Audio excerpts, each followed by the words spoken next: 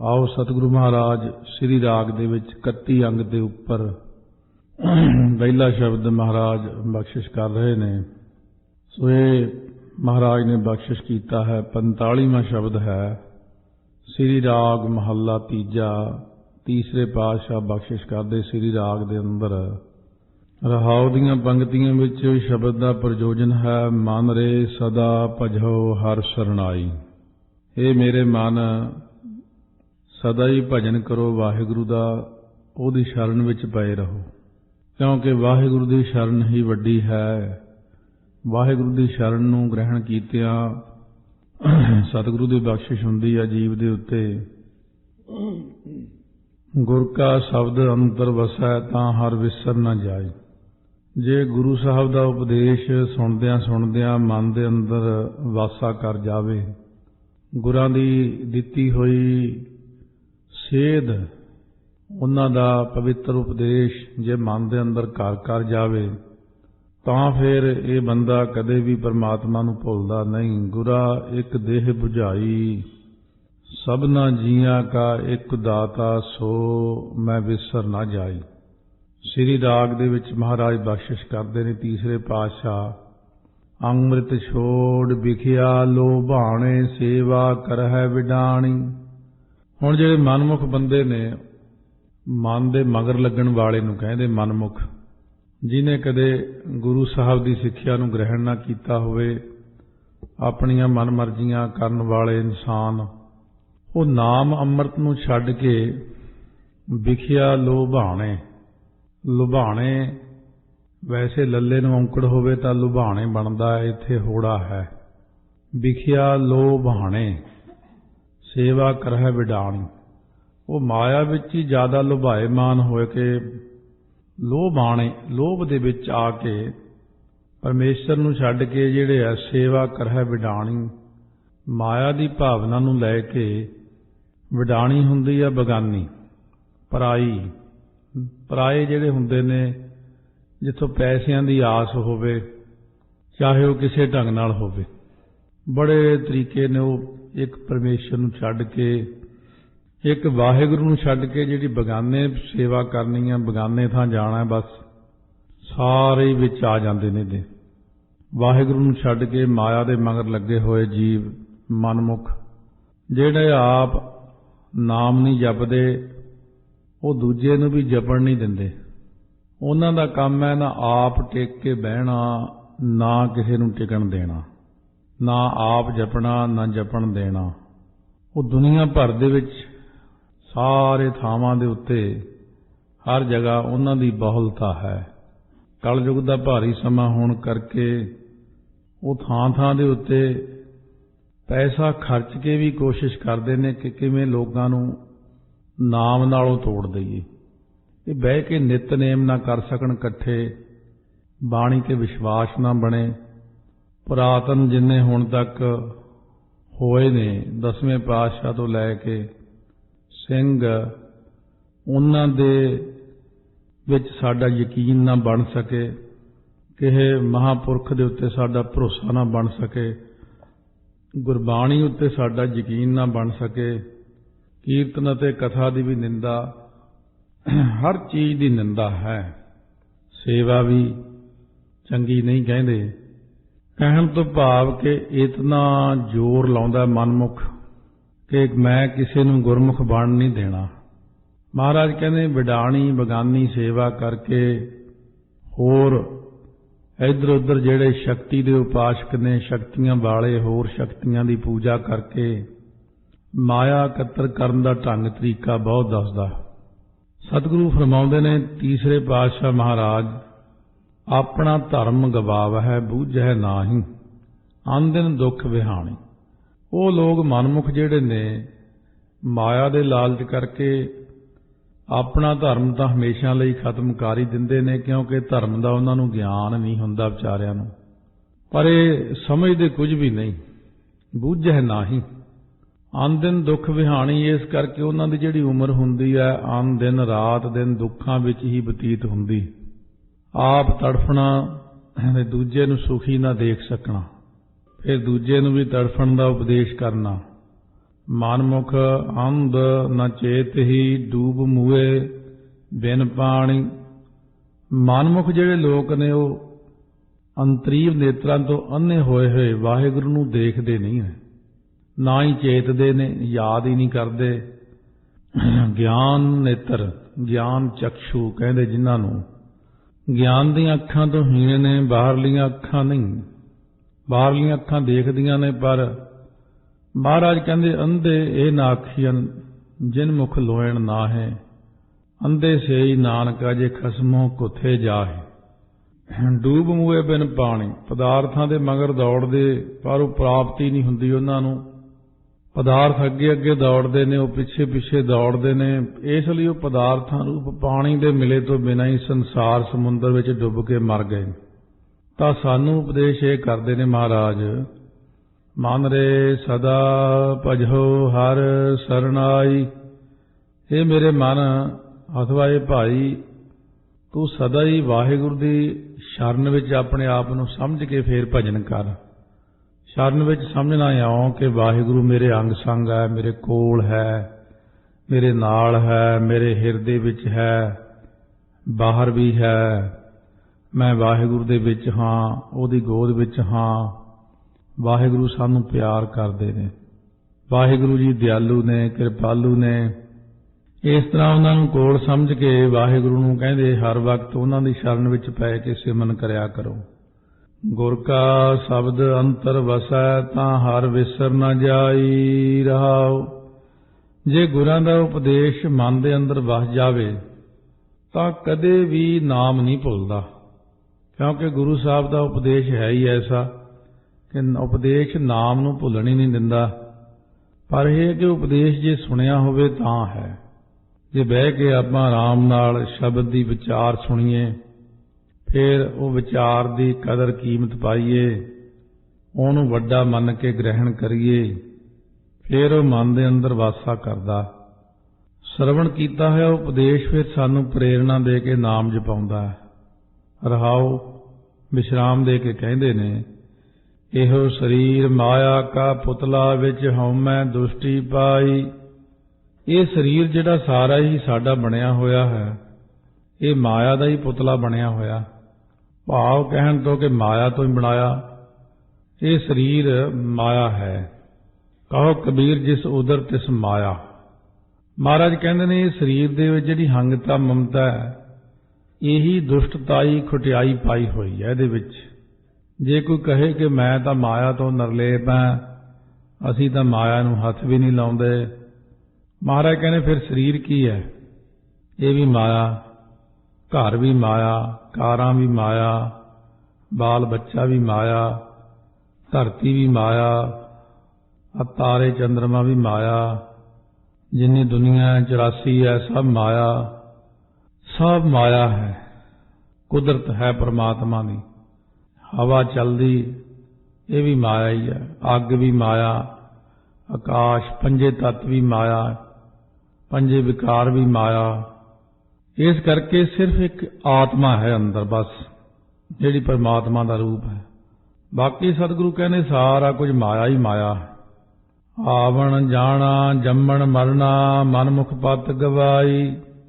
ਇਸੇ ਕਰਕੇ ਜਿਹੜਾ ਮਨਮੁਖ ਹੈ ਇਹਦਾ ਆਉਣਾ ਤੇ ਜਾਣਾ, ਜੰਮਣਾ ਮਰਨਾ ਹੋ ਹੀ ਜਾਂਦਾ ਬਾਰ-ਬਾਰ, ਕਿਉਂਕਿ ਮਨਮੁਖ ਨੇ ਆਪਣੀ ਇੱਜ਼ਤ ਹਰ ਵਾਰੀ ਗਵਾਈ ਹੈ। ਕੋਈ ਭਗਤੀ ਨਹੀਂ, ਕੋਈ ਸੇਵਾ ਨਹੀਂ, ਕੋਈ ਸਿਮਰਨ ਨਹੀਂ, ਇਸ ਪਾਸੇ ਨੂੰ ਜ਼ਿਆਦਾ ਚੱਲਦਾ ਹੀ ਨਹੀਂ।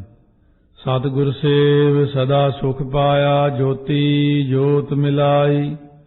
ਗੁਰਮੁਖਾਂ ਨੇ ਮਹਾਰਾਜ ਦੀ ਸੇਵਾ ਕਰਕੇ ਸਦਾ ਹੀ ਆਨੰਦ ਪ੍ਰਾਪਤ ਕੀਤਾ ਹੈ, ਸੁਖ ਆਤਮਕ ਆਨੰਦ ਪ੍ਰਾਪਤ ਕੀਤਾ ਹੈ ਅਤੇ ਜੋਤੀ ਪ੍ਰਮਾਤਮਾ ਨਾਲ ਆਪਣੀ ਜੋਤ ਅੰਦਰੋਂ ਲੀਨ ਕਰ ਲਈ, ਇੱਕ ਮਿਕ ਹੋ ਗਏ ਨੇ।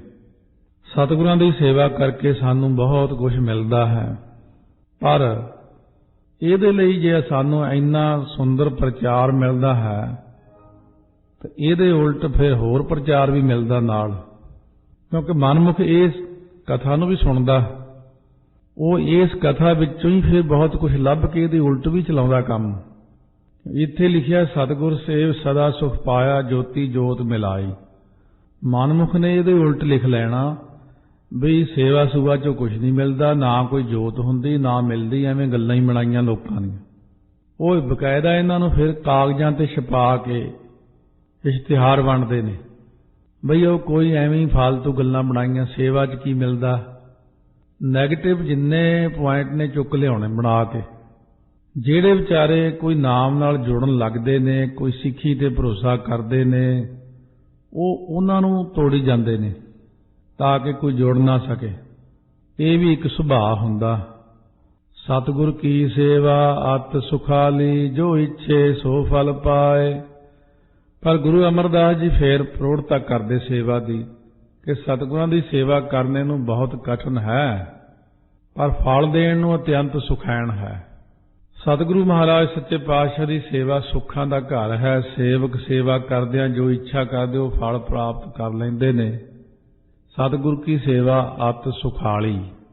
ਸੁਖਾਲੀ ਇਸ ਕਰਕੇ ਜੇ ਮਨ ਦੇ ਅੰਦਰ ਚਾਉ ਪੈਦਾ ਹੋ ਜਾਏ ਮੈਂ ਸੇਵਾ ਕਰਨੀ ਹੈ, ਸਾਧਨਾ ਕਰਨੀ ਹੈ, ਗੁਰਾਂ ਤੋਂ ਕੁਝ ਲੈਣਾ, ਫਿਰ ਮਨ ਦੇ ਅੰਦਰ ਸੇਵਾ ਭਾਵਨਾ ਨਾਲ ਸੇਵਾ ਕਰੇ ਤਾਂ ਫਿਰ ਸਤਿਗੁਰੂ ਦੀ ਕਿਰਪਾ ਹੁੰਦੀ। ਜੋ ਇੱਛੇ ਉਹੀ ਫਲ ਪ੍ਰਾਪਤ ਕਰਦਾ।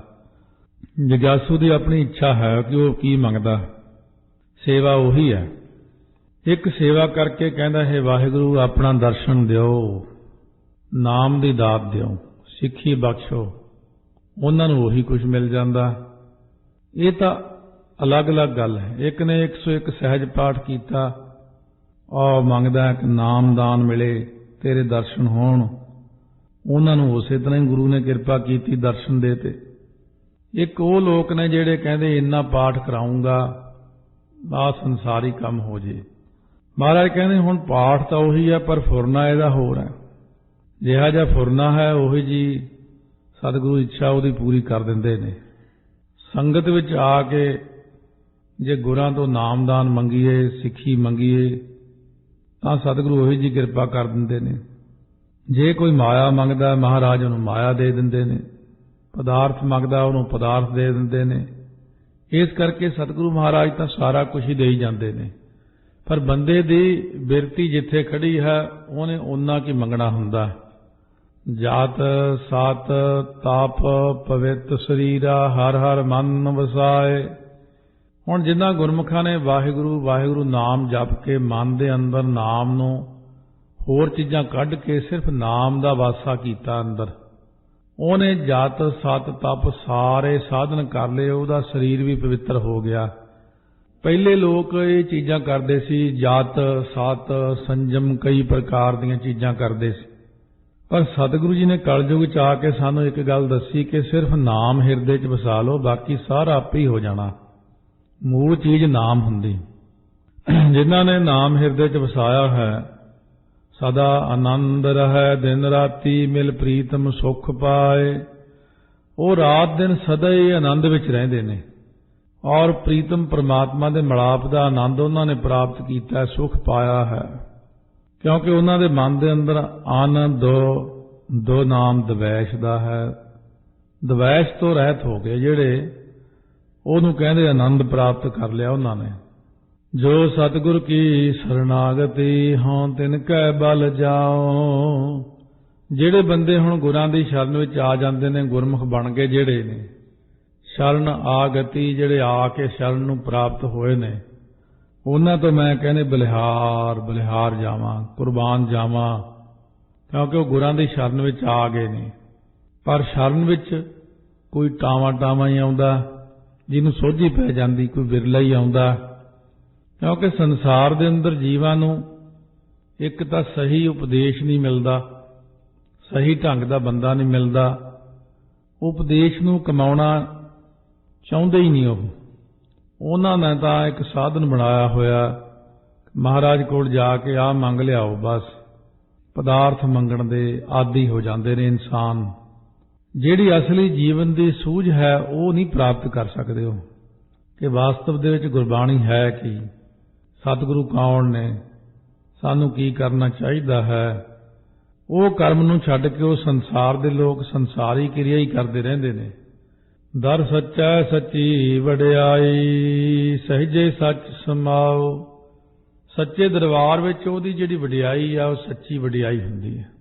वो सहजे ही सच दे विच भाव वाहिगुरू वाहिगुरू जप के नाम दे विच समा जांदा। जिन्हां ने नाम जपना हुंदा है, सच विच समाउणा हुंदा है, बाणी पढ़नी हुंदी है, सिੱਖੀ कमाउणी हुंदी है, वो सिर्फ गुरु साहब की गल सुनते हैं। इउं तां दुनिया के अंदर हर कोई अपनी मत मुताबक अपना ही प्रचार करता। ਜਿਹੜੇ ਤਾਂ ਹੁੰਦੇ ਨੇ पक्के गुरु साहब नाल जुड़े हुए भरोसे वाले जीव, ਉਹ ਤਾਂ ਡੋਲਦੇ नहीं। ਜਿਹੜੇ थल्ले थल्ले वाले आ ਉਹਨਾਂ ਨੂੰ ਡਲਾਉਣ ਵਾਲੇ ਬਹੁਤ ਬੰਦੇ ਇਕੱਠੇ ਹੋ ਕੇ ਉਹਦੇ ਮਗਰ ਪਏ ਰਹਿੰਦੇ ਨੇ ਕਿ ਇਸ ਬੰਦੇ ਨੂੰ ਆਪਾਂ ਡਲਾਈਏ, ਤੋੜੀਏ, ਇੱਕ ਪਾਸੇ ਕਰ ਦਈਏ ਇਹਨੂੰ, क्योंकि ये कुदरती है कि कलयुग है। कलयुग दे विच ऐसा प्रभाव है कि कलयुग की फौज ही बनी हुई है एक प्रकार की। देखण नूं इंसान लगते ने, पर मानो कि कलयुग ने एक फौज बनाई है जिहड़ी विश्वास तोड़न लई ही आई है। उन्हां नूं पुछे तुहानूं इहदा फायदा की है? बस फायदा तो कोई नहीं, एवें एक खेड खेड रहे हैं कि असीं जिन्निआं नूं तोड़ सकते हैं तोड़ीए। और महाराज कहते हैं तुसीं जिन्निआं नूं जोड़ सकते हो जोड़ो, कोशिश करो, विश्वास बनिया रहे, शरधा बनी रहे। शंका पैदा करन तां जदों मर्जी कर लो, शंकियां दा तां भरिया पिया मन। पर सतगुरु कहते ने शंकियां नूं छड्ड के जे भगती ही करे केवल तां ही ठीक रहिंदी है। और जीवन नूं उच्चा उठावे, थल्लियों उपर अपना पੱਧਰ चुके ताहां नूं भगती दे मार्ग ते चले जीव। क्योंकि भगती दे मार्ग उत्ते चलदियां होइयां बुद्धि दे विच बहुत ज़्यादा तरक्की हो जाती। सियाणप एक हुंदी माया दी, एक हुंदी सोझी। सियाणप माया करके आउंदी जीव दे अंदर, सोझी गुरमत करके आउंदी। गुरबाणी दे नाल जीव अंदर सोझी पैदा हुंदी है। इस करके दर सच्चा सच्ची वडियाई सहजे सच समाओ, वो सहजे ही सच्चे नाम समा जाते हैं। नानक नदरी पाई है गुरमुख मेल मिलाओ। हुण मुखी गुरां दे मेल च अपने आप नूं मिलाओ भाई, गुरां दे दर ते जाओ जरूर। ये भी कौन कहंदा? ये भी सतगुरु ही कहंदे ने। तां फिर नदरी जिहड़ा परमात्मा नदर दे करन वाला परमात्मा है वो प्राप्त कर लैंदा है। जे गुरां दे दर ते जाइए, बह के सिੱਖਿਆ सुणदे रहिए गुरां दी, अते उधर नूं अपना मन लाइए कि पहला मैं परमेश्वर की प्राप्ति करनी है, बाकी गल्लां बाद च करांगे। श्री राग महला तीजा। तीसरे पातशाह श्री राग दे बख्शिश करते ने। मनमुख कर्म कमावणे ज्यों दुहागण तन सीगार। मनमुख बंदे जिहड़े ने उन्हां दे जिहड़े कर्म कमाउणे आ, कोई कर्म करना इउं निष्फल चले जाते। जिवें दुहागण जिहड़ी छुट्टड़ इस्त्री हुंदी है, पति की त्यागी हुंदी है, वो एवें शिंगार करी फिरे कि मैं पति वरता हाँ। इस तरह मनमुख बंदे जिहड़े दिखावा करते ने बाहरला, सिर्फ लोकां नूं भरमाउण वास्ते, वो छुट्टड़ इस्त्री तरह एवें फालतू शिंगार करते रहंदे हैं, दिखावा करते रहंदे हैं। असलीयत तक जाना अपने भी बस की गल नहीं, किरपा ही होवे तां जाया जा सकदा। महाराज की किरपा होवे तां आपां परमेश्वर दे नेड़े हो सकते हैं, नहीं तो साडे माड़े कर्म जिहड़े ने परमेश्वर तो सानू दूर ही करते रहंदे ने। माड़े ख्याल, शंके, चंगे पासे जांदियां हमेशा शंके आउणगे, माड़े पासे जांदियां बंदे नूं शंका ही नहीं आउंदा। सेजै कंत न आवई नित नित होए खुआर। क्योंकि उहदे अंतशकरण दी सेज उत्ते पति परमात्मा आउंदा ही नहीं है। वो फिर की हुंदा? इस करके वो जिहड़ा बेमुख हो के गुरां नूं छड्ड गया सतगुरु महाराज नूं, वो रोज़ खराब ही खराब हुंदा। मनमुख लोग जिहड़े ने उन्हां दे अंतःकरण दे उत्ते परमात्मा साखियातकार नहीं हुंदे, वो इसे करके खराब हुंदे ने। बड़ा रौला पाउंदे ने मैनूं दर्शन नहीं दिंदे, पर महाराज कहंदे इहदियां आदतां ही नहीं चंगीआं। ਜਿਹੜੇ ਬੰਦੇ ਗੁਰੂ ਸਾਹਿਬ ਦੇ ਬਚਨ ਨੂੰ ਬਿਲਕੁਲ ਉਸੇ ਤਰ੍ਹਾਂ ਹੀ ਮੰਨਦੇ ਜਿਵੇਂ ਗੁਰੂ ਸਾਹਿਬ ਨੇ ਕਿਹਾ ਬਚਨ, ਉਹ ਫੇਰ ਦਰਸ਼ਨ ਦਿੰਦੇ ਨੇ। ਜੇ ਗੁਰੂ ਸਾਹਿਬ ਦੇ ਕਹੇ ਹੋਏ ਬਚਨਾਂ ਨੂੰ ਨਾ ਕਮਾਵੇ, ਆਪਣੀ ਬੁੱਧੀ ਦੀ ਜ਼ਿਆਦਾ ਵਰਤੋਂ ਕਰ ਲਈ, ਮਨ ਦੇ ਮਗਰ ਲੱਗ ਕੇ ਮਨ ਮੁਖਤਾਈ ਕਰ ਲਈ, ਉਹਨਾਂ ਨੂੰ ਸਤਿਗੁਰੂ ਕਹਿੰਦੇ ਫਿਰ ਦਰਸ਼ਨ ਨਹੀਂ ਹੁੰਦਾ ਪਰਮਾਤਮਾ ਦਾ। ਆਪ ਵੀ ਸਤਿਗੁਰੂ ਜੀ ਕਿਰਪਾ ਕਰਕੇ ਹੁਣ ਦੱਸ ਰਹੇ ਨੇ। ਫਿਰ ਕਾ ਮਹਿਲ ਨਾ ਪਾਵਈ ਨਾ ਦਿਸੈ ਘਰ ਬਾਰ। ਉਹ ਪਤੀ ਪ੍ਰਮਾਤਮਾ ਦੇ ਆਨੰਦ ਸਰੂਪ ਨੂੰ ਪ੍ਰਾਪਤ ਹੀ ਨਹੀਂ ਕਰਦੇ। ਜਿਹੜਾ ਸਰੂਪ ਹੈ ਨਾ ਉਹਦਾ, ਸੁਖਾਂ ਦਾ ਸਰੂਪ, ਕਿਉਂਕਿ ਉਹਨੂੰ ਸਰੂਪ ਰੂਪ ਘਰ ਦੀ ਪ੍ਰਾਪਤੀ ਦਾ ਬ੍ਰਹਮ ਗਿਆਨ ਰੂਪ ਬਾਰ ਹੁੰਦਾ, ਦਰਵਾਜ਼ਾ ਦਿਖਦਾ ਹੀ ਨਹੀਂ। ਬ੍ਰਹਮ ਗਿਆਨ ਕਿਉਂ ਲਿਖਿਆ ਨਾ ਦੀਸੈ ਘਰ ਬਾਰ, ਨਾ ਤਾਂ ਉਹਨੂੰ ਸਰੂਪ ਰੂਪ ਘਰ ਦੀ ਪ੍ਰਾਪਤੀ ਹੋਈ, ਨਾ ਬ੍ਰਹਮ ਗਿਆਨ ਰੂਪ ਦਰਵਾਜ਼ਾ ਹੀ ਦਿਖਿਆ। ਜਾਂ ਇਉਂ ਕਹੀਏ ਵੀ ਸਤਸੰਗਤ ਰੂਪੀ ਘਰ ਉਹਨੂੰ ਦਿਖਿਆ ਹੀ ਨਹੀਂ, ਤੇ ਉਜਾੜਾਂ ਵਿੱਚ ਹੀ ਭੌਂਦੀ ਫਿਰਦੀ ਆ, ਤੀਰਥਾਂ ਦੇ ਜਲ ਵਿੱਚ ਹੀ ਨਹਾਉਂਦੀ ਫਿਰਦੀ ਆ, ਇੱਧਰ ਉੱਧਰ ਭਟਕਦੀ ਫਿਰਦੀ ਆ ਰੂਹ, ਉਹ ਜੀਵ ਜਿਹੜਾ। ਮਹਾਰਾਜ ਕਹਿੰਦੇ ਨੇ ਮੈਂ ਇਹੀ ਤੁਹਾਨੂੰ ਗੁਰਮੁਖਾਂ ਨੂੰ, ਸੰਗਤ ਨੂੰ ਕਹਾਂਗਾ, ਨਾਮ ਜਪਣ ਵਾਲਿਆਂ ਨੂੰ, ਭਾਈ ਰੇ ਇੱਕ ਮਨ ਨਾਮ ਤੇ ਆਏ। ਭਾਈ ਇੱਕ ਮਨ ਇਕਾਗਰ ਚਿੱਤ ਹੋ ਕੇ ਨਾਮ ਜਪੋ, ਇੱਧਰ ਉੱਧਰ ਬਿਰਤੀ ਨਾ ਭੜਕਾਓ ਆਪਣੀ। ਕਲਯੁਗ ਦਾ ਸਮਾਂ ਗੱਲਾਂ ਦਾ ਬਹੁਤ ਸਵਾਦ ਪੈਂਦਾ ਅਤੇ ਬੰਦਾ ਇਨਸਾਨ ਗੱਲਾਂ ਦੇ ਨਾਲ ਹੀ ਪ੍ਰਾਪਤੀ ਚਾਹੁੰਦਾ, ਗੱਲਾਂ ਵਿੱਚ ਹੀ ਬਹੁਤ ਬਣਨਾ ਚਾਹੁੰਦਾ। ਪਰ ਵਾਹਿਗੁਰੂ ਦੇ ਦਰ ਦੇ ਉੱਤੇ ਸਿਰਫ ਭਗਤੀ ਹੀ ਪ੍ਰਵਾਨ ਹੈ। ਵਾਹਿਗੁਰੂ ਨੂੰ ਤਾਂ ਇੰਨਾ ਦੇਖਣਾ ਕਿੰਨਾ ਚਿਰ ਨਾਮ ਜਪਿਆ, ਕਿੰਨੀ ਬਾਣੀ ਪੜ੍ਹੀ, ਬਾਕੀ ਸਾਰੀਆਂ ਗੱਲਾਂ ਨਿਸਫਲ ਹੋ ਜਾਂਦੀਆਂ ਸਾਡੀਆਂ।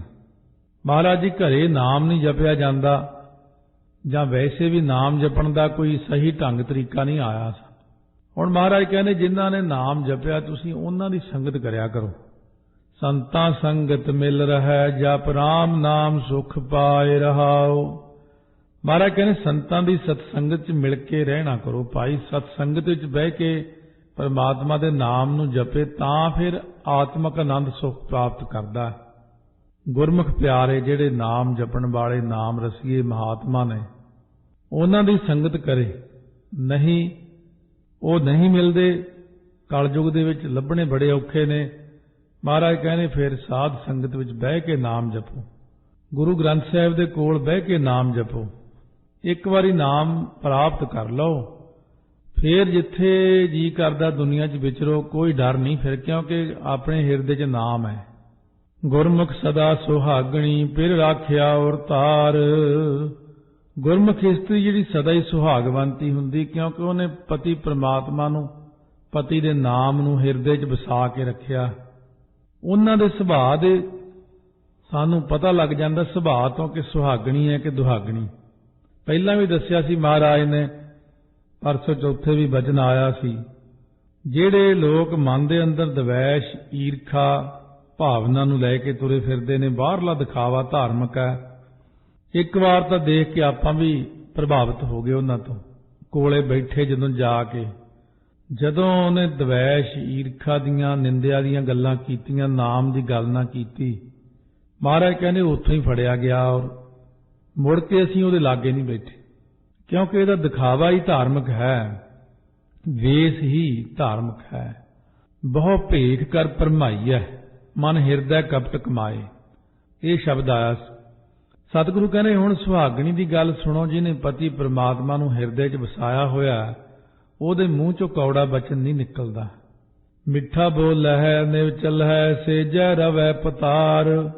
ਉਹ ਮਿੱਠਾ ਬਚਨ ਬੋਲਦੀ ਹੈ ਹਮੇਸ਼ਾ, ਸਭ ਦੇ ਅੱਗੇ ਨਿਉਂ ਕੇ ਚੱਲਦੀ ਹੈ ਨਿਮਰਤਾ ਨਾਲ, ਕਿਉਂਕਿ ਉਹਦੀ ਅੰਤःਕਰਨ ਰੂਪ ਸੇਜਾ ਉੱਤੇ ਪਤੀ ਪ੍ਰਮਾਤਮਾ ਪ੍ਰਕਾਸ਼ਮਾਨ ਹੋ ਚੁੱਕੇ ਨੇ, ਉਹਨੂੰ ਦਰਸ਼ਨ ਦੇ ਰਹੇ ਨੇ। ਉਹ ਆਨੰਦ ਨੂੰ ਭੋਗਦੀ ਹੈ, ਬੜਾ ਆਨੰਦ ਮਾਣਦੀ ਹੈ।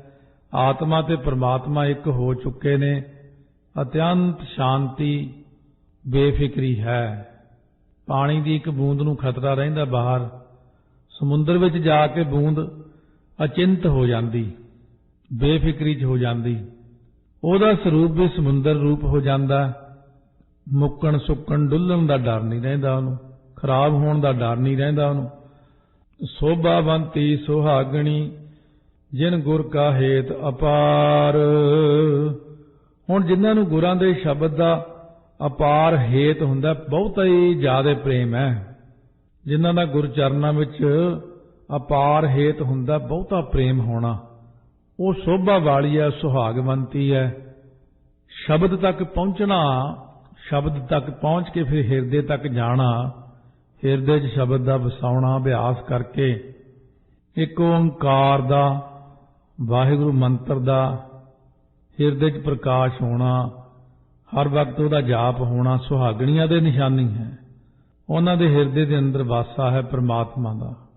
ਪਰਮਾਤਮਾ ਨੇ ਉਹਨੂੰ ਅਪਣਾ ਲਿਆ, ਉਹ ਪਰਮਾਤਮਾ ਦੀ ਰੂਹ ਬਣ ਗਈ ਹੈ। ਵਾਹਿਗੁਰੂ ਦਾ ਸਦਾ ਹੀ ਉਹਦੇ ਸਿਰ ਤੇ ਹੱਥ ਰਹਿੰਦਾ ਹੈ।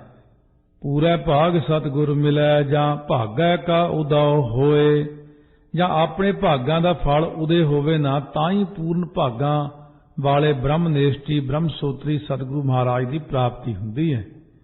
ਚੰਗੇ ਭਾਗ ਜਦੋਂ ਉਦੈ ਹੁੰਦੇ ਨੇ, ਸਾਡੇ ਭਾਗ ਜਾਗ ਪੈਂਦੇ ਨੇ, ਭਾਗ ਜਾਗਦਿਆਂ ਸਾਰ ਬੰਦਾ ਕਹਿੰਦਾ ਚਲੋ ਬਈ ਹੁਣ ਅੰਮ੍ਰਿਤ ਛਕੀਏ, ਹੁਣ ਮੈਂ ਸੇਵਾ ਕਰਨੀ ਹੈ, ਹੁਣ ਮੈਂ ਬਾਣੀ ਪੜ੍ਹਨੀ ਹੈ। ਉਹਨੂੰ ਆਪੇ ਹੀ ਸਭ ਕੁਝ ਚੰਗਾ ਲੱਗਣ ਲੱਗ ਜਾਂਦਾ। ਉਹਨੂੰ ਦੁਨੀਆ ਜਿਹੜੀ ਆ ਉਹ ਗੰਦਗੀ ਦਾ ਢੇਰ ਜਾਪਦੀ।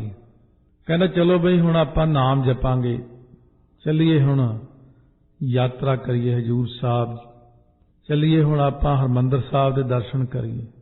ਜਿਹੜੀਆਂ ਗੱਲਾਂ ਤੋਂ ਉਲਟ ਬੋਲਦਾ ਸੀ ਉਹਨਾਂ ਗੱਲਾਂ ਵੱਲ ਸਿੱਧਾ ਹੋ ਚੱਲਿਆ। ਕਿਉਂ? ਭਾਗ ਜਾਗ ਪਏ ਨੇ। ਭਾਗ ਜਿਨ੍ਹਾਂ ਦੇ ਮੰਦੇ ਨੇ ਉਹ ਆਵਾਜ਼ ਦਿੱਤਿਆਂ ਕਦੇ ਵੀ ਨਹੀਂ ਸੁਣਦੇ, ਕਿਉਂਕਿ ਮੰਦੇ ਭਾਗਾਂ ਵਾਲੇ ਕੰਨਾਂ 'ਚ ਉਂਗਲੀਆਂ ਦੇ ਲੈਂਦੇ ਨੇ ਆਪਣੇ, ਕਦੇ ਸੁਣਦੇ ਹੀ ਨਹੀਂ। ਉਹਨਾਂ ਦਾ ਮਨ ਹੀ ਨਹੀਂ ਕਰਦਾ, ਚਿੱਤ ਉਹਨਾਂ ਦਾ ਇਸ ਪਾਸੇ ਲੱਗਦਾ ਹੀ ਨਹੀਂ। ਪਰ ਜਿਨ੍ਹਾਂ ਦੇ ਭਾਗ ਜਾਗ ਪੈਂਦੇ ਨੇ ਉਹ ਤਾਂ ਸਤਿਗੁਰਾਂ ਦੀ ਬਾਣੀ, ਕੀਰਤਨ, ਕਥਾ ਸਭ ਹਰ ਵਕਤ ਸੁਣਨ ਦਾ ਯਤਨ ਕਰਦੇ ਨੇ, ਕੋਸ਼ਿਸ਼ ਕਰਦੇ ਨੇ ਕਿ ਸਾਡੇ ਕੰਨਾਂ 'ਚ ਸਿਰਫ ਬਾਣੀ ਹਮੇਸ਼ਾ ਪੈਂਦੀ ਹੀ ਰਹੇ। ਅੰਤਰੋਂ ਦੁੱਖ ਭ੍ਰਮ ਕੱਟੀਐ, ਸੁਖ ਪ੍ਰਾਪਤ ਹੋਏ। ਗੁਰਾਂ ਦੀ ਕਿਰਪਾ ਨਾਲ ਉਹਨਾਂ ਦੇ ਅੰਦਰੋਂ ਦੁੱਖ ਦੇਣ ਵਾਲਾ ਜਿਹੜਾ ਭਰਮ ਹੁੰਦਾ ਉਹ ਟੁੱਟ ਜਾਂਦਾ, ਕੱਟ ਦਿੰਦੇ ਨੇ ਸਤਿਗੁਰੂ ਭਰਮ ਨੂੰ, ਅਤੇ ਸੁਖਾਂ ਦੀ ਪ੍ਰਾਪਤੀ, ਆਤਮਿਕ ਆਨੰਦ ਦੀ ਪ੍ਰਾਪਤੀ ਉਹਨਾਂ ਦੇ ਮਨ ਦੇ ਅੰਦਰ ਹੋ ਜਾਂਦੀ ਹੈ। ਕਿਸ ਤਰ੍ਹਾਂ ਜੀ? ਉਹਨਾਂ ਨੂੰ ਕਿਵੇਂ ਪ੍ਰਾਪਤ ਹੋਈ? ਕਹਿੰਦੇ ਇਸ ਤਰ੍ਹਾਂ ਹੁੰਦੀ ਕਿ ਉਹ ਗੁਰ ਕੈ ਭਾਣੈ ਜੋ ਚੱਲੈ, ਦੁੱਖ ਨਾ ਪਾਵੈ ਕੋਏ। ਜਿਹੜਾ ਜਿਗਿਆਸੂ ਗੁਰੂ ਸਾਹਿਬ ਦੇ ਹੁਕਮ ਅੰਦਰ ਚੱਲਦਾ ਉਹਨੂੰ ਦੁੱਖ ਨਹੀਂ ਹੁੰਦਾ। ਆਪਾਂ ਨੂੰ ਦੁੱਖ ਕਿਉਂ ਹੁੰਦਾ? ਆਪਾਂ ਗੁਰੂ ਦੇ ਭਾਣੇ ਤੋਂ ਬਾਹਰ ਚੱਲਦੇ ਹਾਂ। ਸਤਿਗੁਰੂ ਨੇ ਇੱਕ ਸਪਸ਼ਟ ਦੱਸਤਾ ਵੀ ਗੁਰੂ ਦੇ ਭਾਣੇ ਅਨੁਸਾਰ ਚੱਲੀਏ, ਗੁਰੂ ਦੇ ਹੁਕਮ ਵਿੱਚ ਚੱਲੀਏ ਤਾਂ ਦੁੱਖ ਨਹੀਂ ਪ੍ਰਾਪਤ ਹੁੰਦਾ। ਗੁਰੂ ਦੇ ਭਾਣੇ ਦੀ ਮਹਿਮਾ ਕਰਦਿਆਂ ਹੋਇਆਂ ਗੁਰੂ ਅਮਰਦਾਸ ਜੀ ਕਹਿੰਦੇ ਨੇ, ਗੁਰ ਕੇ ਭਾਣੇ ਵਿੱਚ ਅੰਮ੍ਰਿਤ ਹੈ, ਸਹਿਜੇ ਪਾਵੈ ਕੋਏ। ਗੁਰਾਂ ਦੇ ਹੁਕਮ ਮੰਨਣ ਵਿੱਚ ਹੀ ਬ੍ਰਹਮਾਨੰਦ ਰੂਪ ਅੰਮ੍ਰਿਤ ਪ੍ਰਾਪਤ ਹੁੰਦਾ। ਉਸ ਅੰਮ੍ਰਿਤ ਨੂੰ ਸਹਿਜੇ ਹੀ ਗਿਆਨ ਦੁਆਰਾ ਕੋਈ ਵਿਰਲਾ ਬੰਦਾ ਪ੍ਰਾਪਤ ਕਰਦਾ ਹੈ। ਭਾਣੇ ਵਿੱਚ ਆਉਣਾ, ਧੀਰਜ ਧਾਰੀ ਹੋਣਾ, ਸਾਰੇ ਸ਼ੁਭ ਗੁਣ ਸਾਰਿਆਂ 'ਚ ਨਹੀਂ ਆਉਂਦੇ, ਬਹੁਤ ਸਮਾਂ ਲੱਗ ਜਾਂਦਾ। ਬਿਲਕੁਲ ਸ਼ਾਂਤ ਰੂਪ ਹੋਣ ਲਈ, ਸਮੁੰਦਰ ਬਣਨ ਲਈ ਟਾਈਮ ਲੱਗਦਾ। ਕਿੰਨਾ ਪਾਣੀ ਸਮੁੰਦਰ ਦੇ ਵਿੱਚ ਹੈ, ਸ਼ਾਂਤੀ ਨਾਲ ਬੈਠਾ। ਇਸ ਕਰਕੇ ਸਤਿਗੁਰੂ ਮਹਾਰਾਜ ਕਹਿੰਦੇ ਸਾਰੇ ਸ਼ੁਭ ਗੁਣਾਂ ਨੂੰ ਇਕੱਤਰ ਕਰਦਿਆਂ ਥੋੜਾ ਸਮਾਂ ਲੱਗ ਜਾਂਦਾ ਹੈ।